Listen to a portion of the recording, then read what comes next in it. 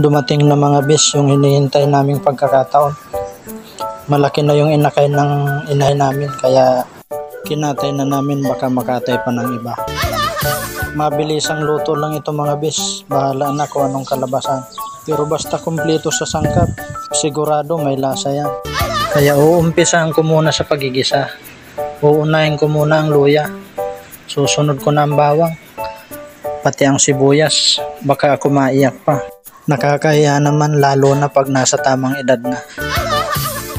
Hinintay ko lang mag-iba ang kulay niya bago ko inilagay yung tinadtad na manok. Kaunting mikos-mikos lang mga bis para the best. Hinintay ko lang maglagitik at kaunting mikos-mikos ulit. Naglagay nga din pala ako ng bitsin pang paiksi ng buhay. Siyempre hindi mawawala ang paminta. Maglalagay na nga rin pala ako ng kaunting patis para gisa pa lang malasa na. At ito ang matindi. Libas yan mga bis para may kaunting asim. Comment na lang sa nakakaalam ng ganitong pangpaasim. Naglagay nga din pala ako ng prutas bago ko ibuhos yung holy water. Makasakaling babait ang kakain.